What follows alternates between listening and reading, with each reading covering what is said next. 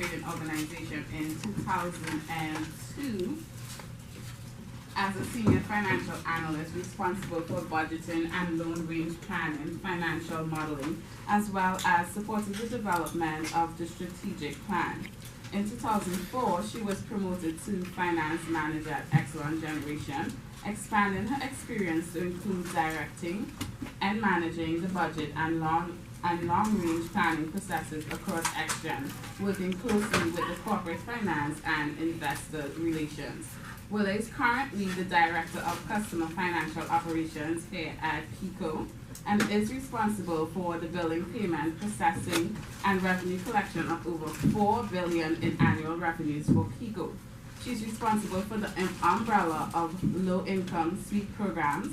Hightower leads a team of 68 employees, more than 30 contractors, and outsourced call center and various other vendors to execute the credit and collection strategy. She and her team were able to slash bad debt in half in just over 3 years. Hightower is a board member for various professional and non-profit organizations, including the Marian Anderson Award Gala, and chairs of Long-Term Sustainability Committee. She's a former president of American Associate of Blacks in Energy, Family Service of Chester County, and the Legacy of Love Foundation. In 2016, she graduated from the leadership program in Philadelphia. She was recognized by the Philadelphia Tribune as one of the 2016 women achieving honorees by John Shepp Woman of Substance and Style. She was recognized as Legacy in the Making in 2007 by Delta Sigma Theta Sorority Inc. Hightower has a bachelor's degree in industrial engineering from the Georgia Institute of Technology.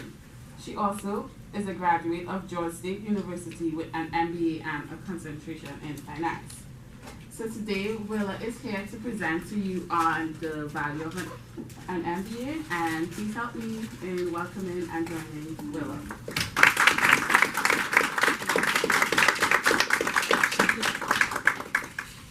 Thank you. So, I remember when I was about 15 years old. I grew up in South Carolina, a nice little small town. I did all the things that I love to do. I've always been a quant, so I was captain of the math team, so I was a little bit of a geek. I was also a cheerleader. I sang in the choir, I did Sunday school, and a bunch of other volunteer activities. So one of the things that I thought I would try is pageants. So I did the Junior Miss pageant. I know it's a national pageant. Anybody ever heard of it? So it was a great experience.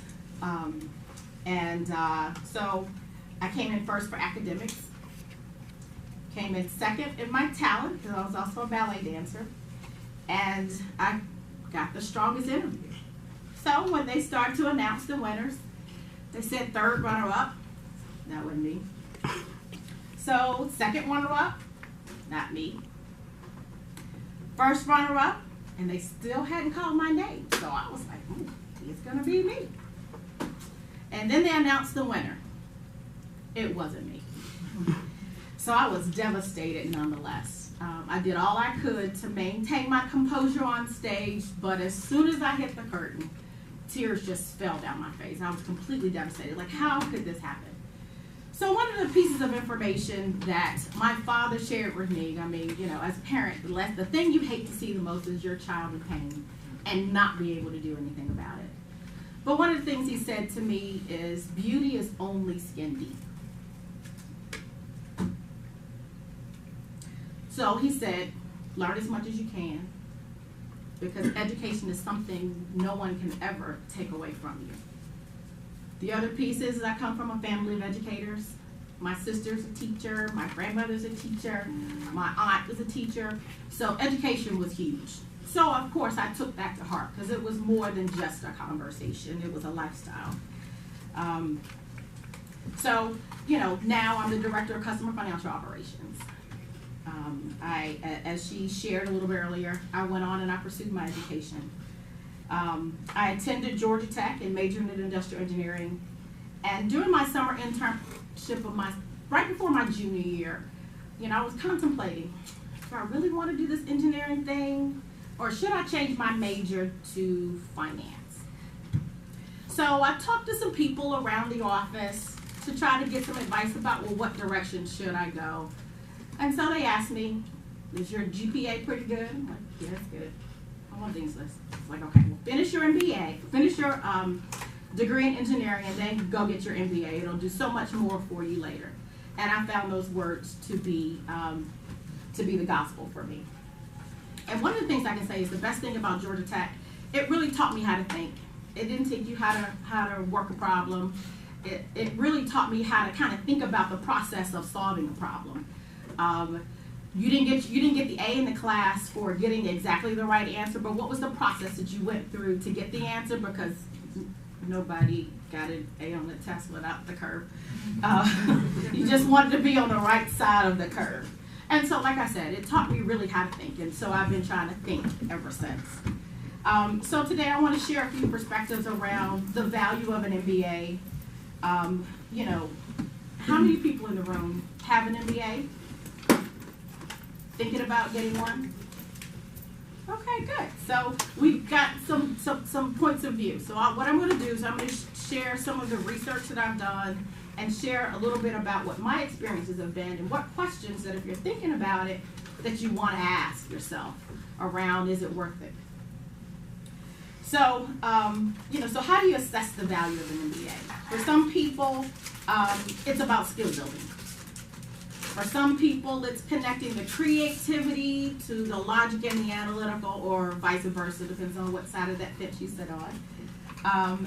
For some people, it's about connecting the hard skills and the soft skills.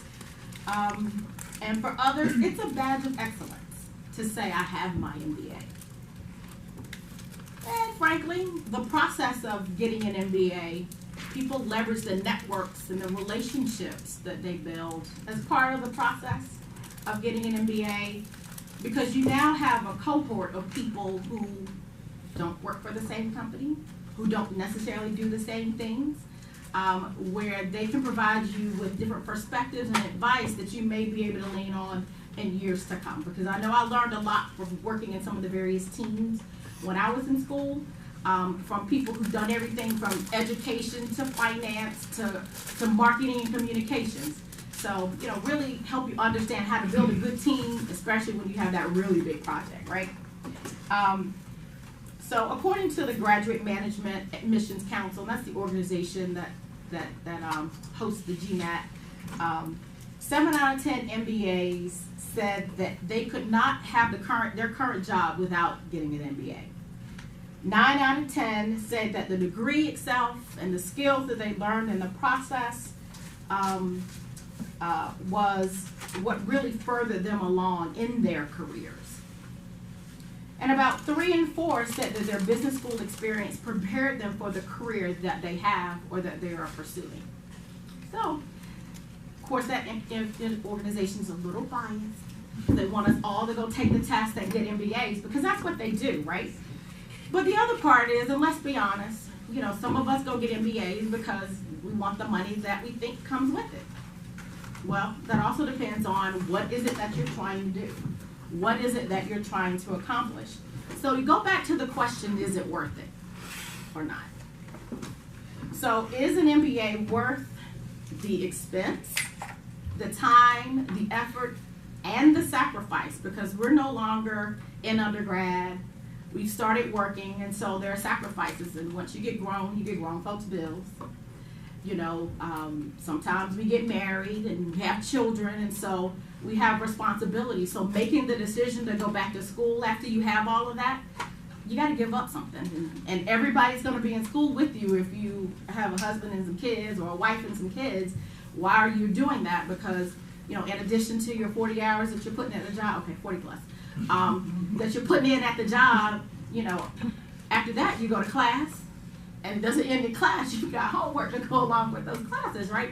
So the time that you may have spent hanging out with your friends, or going to the soccer game, or hanging out on Friday nights at the movies, some kind of way you gotta slip in some study time. So, you know, making the decision to go back, you know, after, you know, we're good and grown, there's some sacrifice that comes with it. So we've got to make sure, you know, is it worth it? They're not free, right? So that's the other piece that we've got to figure out as well. So we don't want to make a $100,000 investment and say, what'd I do that for? That's not really going to get it. So, you know, so the question you got to ask is why do I want an MBA? So some of the questions that I ran through a little bit earlier. And then if I decide that this is what I want to do, well, what school do I choose? And I say it goes back to the answer to those questions. Why do I want an MBA? Is it for personal growth? Is it the badge of honor? Am I going to get the same badge of honor if I choose an online institution that no one has heard of? Am I going to build the same network if I chose to go to school online? Because it's unlikely that you're going to have the dynamics of a study group to work on projects. I want access to different institutions. So again, it goes back to why do I want my MBA? What is it going to do for me? What am I looking to do? Am I looking to aspire to something in management or leadership? For the roles that I'm interested in, what is the MBA going to do for me? The people who have assumed those roles, do they have MBAs? When I looked at the job posting, you know, or I asked someone, well, what's on the job posting? Do you have to have an MBA for this job? Most jobs will say no, but read the preferreds. So most of the people that you're competing with have the preferreds, and they have an MBA. Am I gonna get an interview? I may wow once I get the interview, but I gotta get the interview, right? So those are a number of things that we've got to think about when we're trying to determine what's the value of the MBA. You know, so you got to do your homework because everybody doesn't look at institutions the same way. I remember when I was at Georgia State, Goldman Sachs came to a career fair, and I was like, cool. I was 27 years old. I was like, well, maybe I'll move to New York and work for Goldman Sachs. And so I went to one of their socials, like, well, we don't really hire people from this institution. So I felt my question was, well, why are you here? I never really did get an answer to that question. But if that was my objective, I should have chosen another school, because Georgia State regionally was fine. My reason for going back was skill building, because I wanted to work in the finance area. I had an engineering degree, so for me, I went back for skill building, but when I encountered this opportunity that wasn't really mine, if that was what I was really interested in, I should have applied to Wharton. They hire a lot of folks from Wharton, as I've come to find out, after moving to Pennsylvania. So, you know, so we've got to figure out, well, why do I want my MBA? Am I building skills? Am I trying to build a network? Am I trying to build relationships? Am I going after the career where most of the people I'm going to compete with have Ivy League degrees? If so, Georgia State's not going to cut it. And so we've got to figure out what it is that we're looking to do. Am I going back because I want to choose a different career path? Is this degree going to help me get there? Again, is it worth it? Does this MBA give me a competitive advantage at the end of the day? Is it worth it? And one of the other things that we've seen more recently, you know, we talk about innovation, but the people who've been innovating for years are entrepreneurs, right? We come up with a business idea and we make it happen. And so some people go back to school and say, hey, I'm going to go back and get my MBA because I want to be an entrepreneur. Well, there are a couple different states. I can either start my own company or I can go work for a startup. But just to be honest, a lot of startups don't hire MBAs because they're looking for people who are thinking out of the box. And going down the same cookie cutter process might not get you there. So how do you demonstrate that innovative and entrepreneurial spirit? Is the MBA going to help me do that? Or as an entrepreneur, I'm going back to get my MBA because I want to understand better how to manage my business. I want to understand better how do I make the appropriate investments such that I can do some things for myself.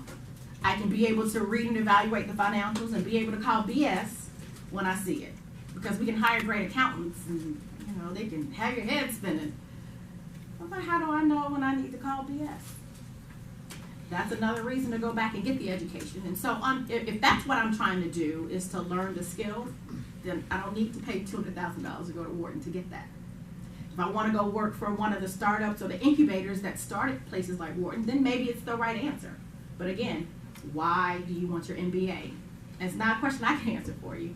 You know, that's something that we each have to answer for ourselves. So, you know, as I mentioned, I went back for skill building, and I learned a little bit in the process along the way, because all networks are not the same.